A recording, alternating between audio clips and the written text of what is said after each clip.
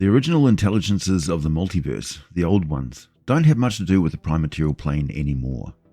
They're now far off down their own nested demiplanes and wormholes, keeping themselves involved in their own affairs, sealed off from the rest of the multiverse, experiencing existence at a vastly accelerated rate of speed, creating whatever environment they desire. From our perspective, these are all horrific nightmares thanks to these ancient alien beings having almost nothing in common with tiny, insignificant and short-lived monkey microbes like us. We can never ask why the old ones created so many demiplanes and dominions in such vast scope that many go on forever. Their reasoning is ineffable, their motives are madness, and they perceive a couple too many dimensions to ever be mistaken for any kind of sane. But the fact that the old ones sealed themselves away so deeply is an excellent thing. The older beings are usually mighty, utterly alien, and not very friendly at all, and they can keep their secrets. What they left behind was a remarkable multiverse, featuring these immortal beings naturally generated from the souls sent to the prime material plane, eventually progressing to the point where they set out to explore as many different and new planes as they can within the deep ethereal. And before doing that, it's a good idea to get very good at traveling around the known outer planes of the astral sea first, before diving into the deep ethereal realms. Believe me, folks, the game of Dungeons & Dragons has far more scope than 10th level play. We've only just started to get hints of the true power of real high-level play. But we're not here to talk about immortals and the overall structure of the D&D cosmology just yet. Today, we're here to talk about Oinos, the first realm or gloom of the plane of Hades. Hades exists not as a demiplane within the ethereal, it is an astral dominion, a plane of existence that exists within the astral expanse. Thus, it is not subject to the laws of the material plane, even though Hades seems quite real. It has gravity, it has time, it has weather of a kind. It has no suns, no moons, it's not a planet. It's an endless place that contains all the legends and tales of Hades. Much like the Feywild contains all fairy tales, this is a realm dictated by mythology, and more importantly, belief. The plane is generated from the psychology of every living being in the multiverse. That belief, in all its forms, is therefore built into the physics of the place. And in the case of Hades, the force pervading all things is pure, neutral evil. Think of the outer planes as the cosmic starter training area for the immortals. It's Goldshire for new immortals. The outer planes are just a recycling ground for souls. The end objective can be to become a god, but gods are lesser beings compared to the immortals. Each soul has the potential for incredible greatness. To use another modern day metaphor, think of a soul as a USB power bank that has no upper charge limit. You can pump gigawatts into a soul and it can handle it. But of course, not all souls are bound for greatness, and those reject souls greatly outnumber those that strive to reach their potential. The souls which have experienced the dullest lives, that are unintelligent, mean, angry, and hateful all the time, make for a very weak and obviously spent and scummy souls that spawn in the outer planes that most resonate with their vile energy. We have broken the spectrum of psychology and belief up into the alignment system in Dungeons & Dragons, so all the outer planes are conveniently arranged around that, which is fine, but it overshadows the fact that the main alignment planes are just some of the astral dominions. A whole lot of them don't fit one alignment or another particularly well. Many were created by other aspects of the mind other than belief and mythology, such as fear, dreams, sexuality, and comedy. Realms of wild excess that cater to your every mortal want and need are not uncommon and can make pleasant distractions, but none of these seems to be as vast in scope as the alignment planes. Hades is the polar opposite of Elysium in most cosmic charts. You will hear this repeated in the video. Creatures of good that visit Hades are in for an awful time indeed. The plane and all its inhabitants are absolutely out to get you. You're not paranoid. Fear may save you, but probably not for long. Creatures of innate goodness turn back now. This way leads only to despair and cruelty, disturbing descriptions of despicable scumbags and the most deliberately malevolent sadistic monsters in the multiverse. You have been warned. Sages are asked this question a lot. Where do the souls of evil people go? Well, they don't all spawn as larvae, those medium-sized disgusting grubs with a head similar to the person they were in life. Not many of them skip that stage and spawn directly on the plane as hordlings. Hordlings are what you might consider the original stock of the lower planes. No two of them are exactly alike, and yet there are billions of them. I'll have a more complete video all about them for you very soon. But in the meantime, just consider that there is an ever-present population in the lower plane of Hades. Carceri, the Abyss, and Pandemonium. The Hordlings of Hades are known to be notably insidious and disturbing compared to the more brutal and thuggish Hordlings of Carceri or the murderous maniacs of Pandemonium. What a lot of sages suspect is that the original night hags were not the spawn of the hag goddess Segulun, but were Hordlings of Hades who managed to master their violence and apathy, study spell magic, and survive long enough to become masters of the three glooms. However, many also believe they were originally dark fae entities. That doesn't explain why they all seem to call Hades their home, other than it appeals so sweetly to their vile and despicable natures. Night hags are less uniform in appearance and nature than other types of hag. Overall, each hag seems, like the Hordlings, to represent her particular blend of hatreds, obsessions, and vile habits. She'll also collect Hordlings for their unique traits as her minions, but also for their tractability, as Hordlings are notoriously difficult to command. Whatever original ancient evil created Hades, the place is dismal. It is strongly aligned with pure evil, and it rewards evil beings while destroying good and punishing merely indifferent and selfish beings that visit or dwell there. The first layer is very heavily focused on war, deprivation, and horrific disease. Oinos is the worst of the three glooms, if you ask me. It's a very dangerous place. While evil creatures thrive there, the Hordlings and Diaka are fairly chaotic creatures that make Hades unpredictable, even when you do manage to avoid all of the battles of the Blood War that are going on all over the place all the time. Demons and devils are always on the move with massive siege engine, beasts of war, heavily protected supply lines, strategic chasm crossings, great walls and mazes of trenches. The layer of Oinos is like the very worst of World War I battlefields. Every sodden trench is packed with refuse and foulness. The broken landscape is riddled with highly unstable and extremely lethal traps and unexploded ordnance of all kinds. Mostly inexplicable forms of demonic warfare, which we're going to shed quite a bit of light on today. Over this endless ruin, cloaked and clad in choking mists and swarms of vermin, the Hordlings and Diaka pluck trinkets and useful materials to shackle together very dire and rickety-looking forts and lairs of their own, walls and covered bridges. The demons mostly leave behind bits of their bodies that don't dissolve away into slime when they die, such as fangs, horns, and claws. The occasional limb or very unusual bones might remain. The devils also leave no physical remains, but they bring a lot of gear with them. Weapons, armor, supplies, magic items, and great war machines. The devils also bring other forms of life with them from across the multiverse, the most formidable they can find, such as demonic Tarrasques and unique elite squads of Fomorian warriors, the spawn of Tiamat and the engineered war beasts churned out by Mephistopheles' secret laboratories deep within the Nine Hells. Hades is dangerous to mortal life by its very nature.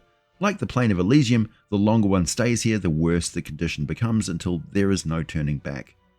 To quote 3.5 edition D&D, a Manual of the Planes, in the Grey Waste, pure, undiluted evil acts as a powerful spiritual force that drags all creatures down.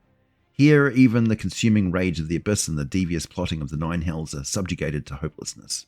Apathy and despair seep into everything at the pole of evil. Hades slowly kills a visitor's desires and dreams, leaving the withered husk of what used to be a fiery spirit.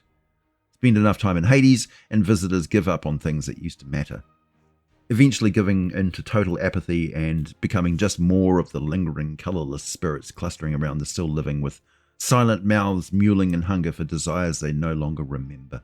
Or perhaps transforming into Hordlings, or even being reduced to pathetic, maggoty lava. Sladi are also present in Hades. Drawn mainly to Oinos and the Blood War, they prey on the injured and the weak, murder a great number of Diak and Hordlings for fun and practice, and then spend the rest of their time seeking out targets for their inexplicable breeding habits. The Hordlings are generally not capable of casting spells, so they're only fit for increasing the bulk of the red and blue Slard population. The Sladi would much rather subjugate all of the Night Hags and use those very capable spellcasters to breed legions of green Slard, but that would be the end of the Sladi species. The Hags have a lot of contingencies in place that would likely take down half the multiverse along with them in a burning, screaming heap. As you travel, it turns out the best tactic of survival is to try and pass yourself off as just another kind of Hordling and fend for yourself. Never rely on anyone or anything else, because the very nature of Hades turns everything against you anyway. There are a few ecological niches that don't revolve around mutually assured predation and cannibalism, but these are usually occupied by horrific vermin and creatures brought into Hades by demons, devils, mortals, night hags, and the devils import a lot of biological weapons. These end up perishing in most cases, but some manage to thrive and become just another danger the inhabitants and bystanders of Hades have to learn to deal with. The river Styx flows through Oinos, and a few of the small tributaries may lead deeper into the plain. The war-torn place is not as varied in elevation as the many rough hills and ravines of Niflheim. As with everywhere else along the Styx, sinister ferrymen ply its length, granting passage to other planes. Portals to other planes are fairly common, at least on the uppermost gloom of Oinos. Portals usually appear as great spinning coins of colour. Golden coins lead to Carceri, silver ones lead to the Outlands, copper go to Gehenna, and rare platinum ones connect to the astral plane because everything else in the grey waste is leached of colour. The coin portals glitter for miles in every direction.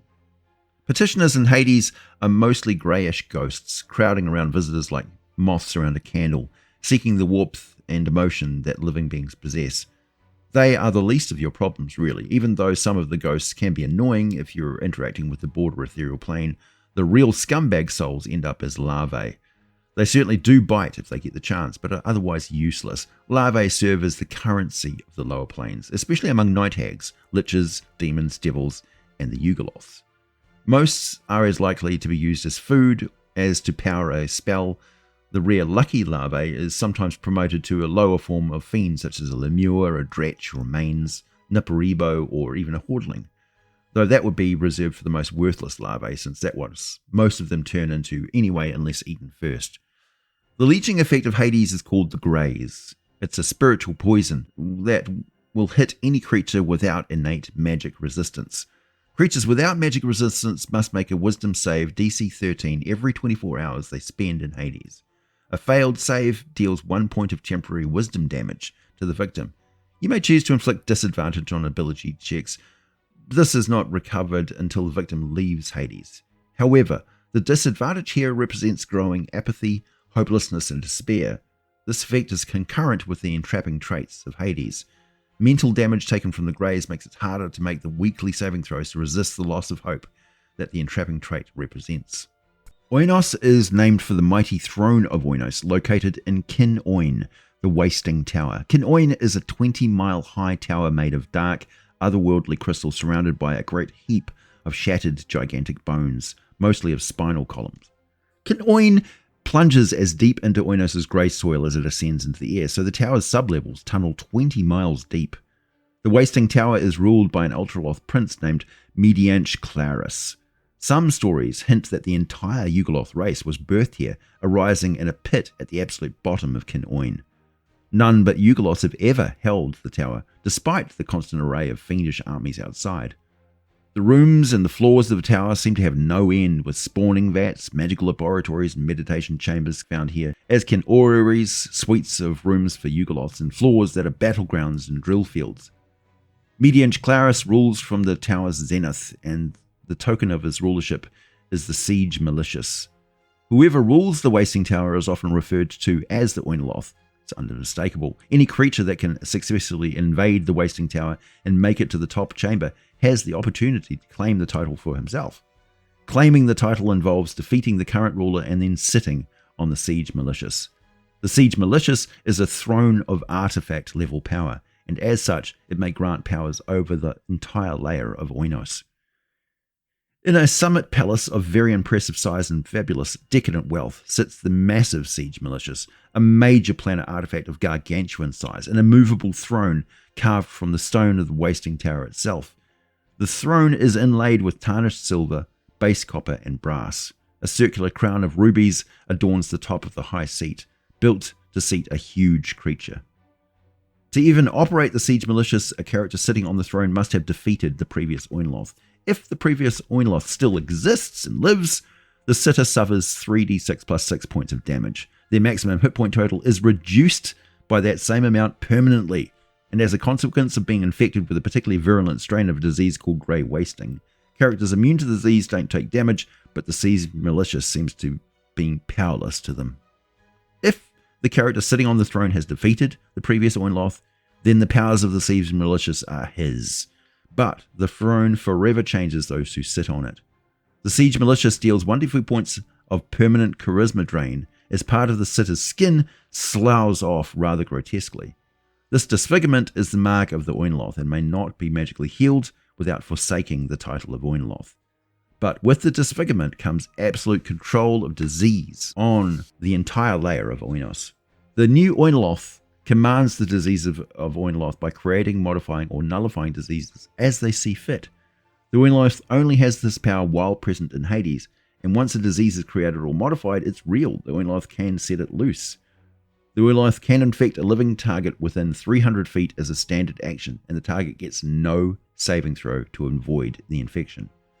Many horrors imported to help the demons and devils wage the blood war now stalk Hades freely.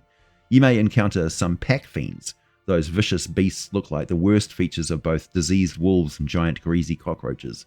They have skull-like faces that remind me of the dreaded krynn, a magical beast that peels its skin back from its skull just to terrify its prey. Used at one time as hunting beasts by both sides in the blood war, pack fiends now roam freely throughout the grey wastes of Hades, stalking and savaging any creature foolish or unlucky enough to be caught alone. More powerful lower planet beings sometimes round up small packs of pack fiends and relegate them to their original role as hunting beasts. Night hags in particular relish them as pets, and pit fiends and glabrizo are known to keep kennels full of starving pack fiends, just waiting for the right moment to take them out hunting. They attack much like hunting dogs, but they are armor-plated and also armed with scorpion-style stingers. Across the realm of Hades, great herds of lesser nightmares roam. A nightmare is a horse-like creature of evil. A good aligned owner who invests in a lesser nightmare soon discovers that the mount does not serve him and escapes at the first opportunity. Lesser nightmares are bred from their more powerful brethren. Not as headstrong or as capable of travelling between the planes at will, a lesser nightmare can still carry its passenger into other dimensions. It is known that somewhere within the Grey Waste's second layer of Niflheim is now a bustling settlement of a few hundred hordlings who have managed to surpass their fate, build up a defence against the plane's despair, and have begun to actually purge themselves of evil. This is, however, a trap. While the barriers around the town are effective at keeping out the evil influence of the plane of Niflheim itself, the entire town and all of its buildings and occupants are staged by the Night Hags in a carefully executed illusion they use to ensnare, manipulate, and simply murder other creatures so that they can feed. The barriers that keep out the worst of the grey wasting sickness and most virulent infections are maintained by the Night Hags all over the three layers. Still, this same magic protects the massive scope of the night markets, mainly located on the first layer of Oinos. There are many of these places, connected by teleportation and permanent magical gates. The largest occupy ancient ruins of huge proportions left behind by the old ones, and any ancient writings found in such ruins are best left unread, undisturbed, much like the eldritch horrors which etched them into the stone in the first place. Others occupy vast ravines and dire citadels constructed over mesas rising over a sea of acidic fog.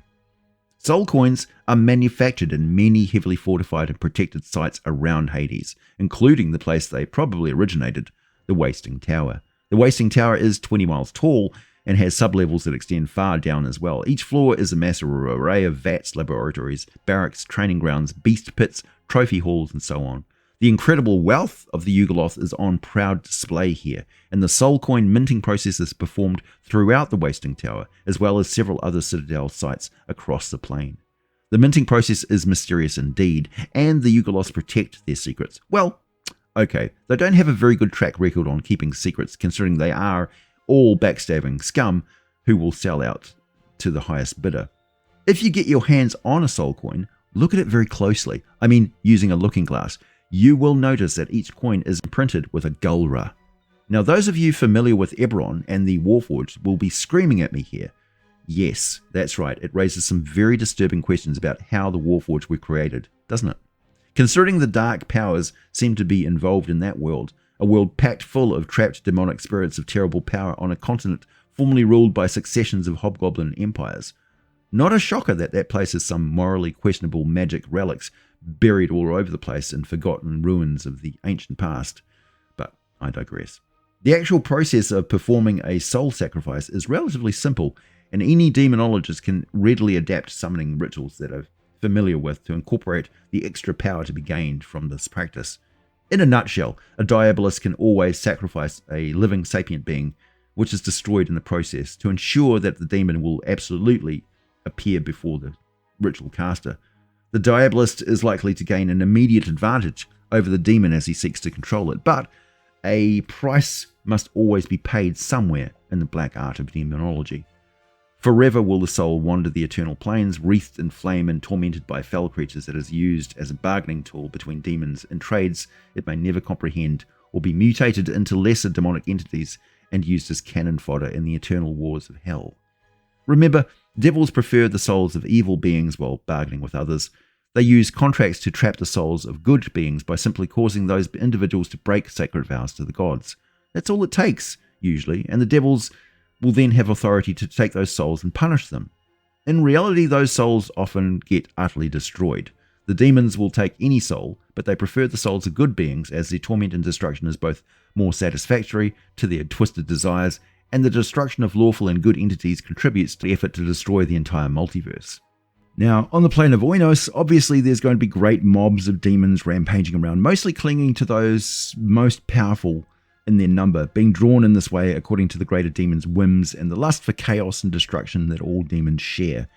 But they and the Diaka can't travel past the shantytown walls and dwellings of the Hordlings to get into the sprawling markets of the hags, catering to the rest, relaxation and supply, and riling up the many thousands of devils visiting the markets at any one time. Within the thronging markets of the night hags, pretty much anything goes except extreme acts of kindness, mercy, or open displays of empathy or love without some sort of a permit for such sick and deviant behavior. Slavery, cannibalism, torture, sadism, and murder are normal. Acts of casual evil are almost rewarded in Hades, and for those who find the pain and suffering of others to be amusing, the night markets are comedy gold. The place is packed with a ridiculous array of perils, not least of which are vermin that are virulent, vicious, and venomous enough to put anything found in Australia to shame. If you have need of unusual magic potions, cursed items, soul coins, larvae, exotic drugs, spirit drugs, parasite implants, exotic raw materials, captured elementals, captured fiends, magic tattoos, captured fae, targeted curses, poisons, soul insurance policies, evil artifacts, forbidden knowledge, celestial pacts, outer planar body parts, relics, rituals, transformations, enchantments, contracts, zombie story heads, fiend weapons, exotic pets, ciphers and numenera, memory crystals, bottled water of the river Styx, live Diaka, and urns of preserved demon organs, to name just a few things. The night markets are for you. Also, in the night markets, you will find many, many Hordlings and Yugoloths who are trying to find a way to pay for being magically transformed by the Night Hag covens into more powerful, much more mutated super soldier versions of themselves. In the case of demons who seek out this sort of service, the end result is spectacular and effective. True demonic conversion takes the ritual of creating a soul gem, which is a talisman that any infernal can store their demonic energy inside of, much like a USB power bank, just in case they ever get destroyed and need a quick recharge when they're respawning and need to hunt down their hidden insurance crystal. Well, what if all of the demon's essence was contained this way, except the object is the violently mutated and forever transformed body of the demon itself, warped and twisted, a mixture of organic and mineral components, coursing with diabolic energy that leaks out of it all the time. This may appear as glowing, steam, smoke, dripping fluids, even something as simple as glowing, just enough to attract moths, and then releasing a spark of demonic power that mutates and corrupts the insect into something vile. The motives of individual demons to do this to themselves or have it done to them are infinitely varied, but the overall effect has seen more demonic energy summoned and released into the prime material plane than any other source other than great old ones and the occasional demon lord. Humanoids are particularly vulnerable to temptation when it comes to demonic weapons. They have weak mental defenses, are covetous and greedy, freely make use of any power regardless of the long-term consequences, and are an innately violent form of life that often accomplishes a lot of the demon's objectives perfectly fine on their own, which is perhaps some lessons that we could take to heart.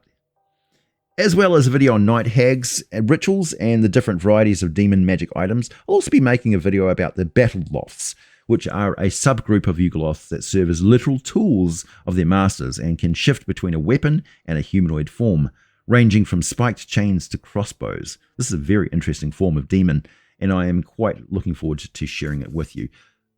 More specific info on demon weapons in a future Magic Item series video. More to come on Hades as we visit the second gloom of Niflheim, coming up very soon for this series. And who knows, I might have something else for you by the end of the month. In the meantime, my name is AJ Pickett. I make videos about Dungeons & Dragons lore, and lots of them. Thank you so much for listening, and I'll be back with more for you very soon.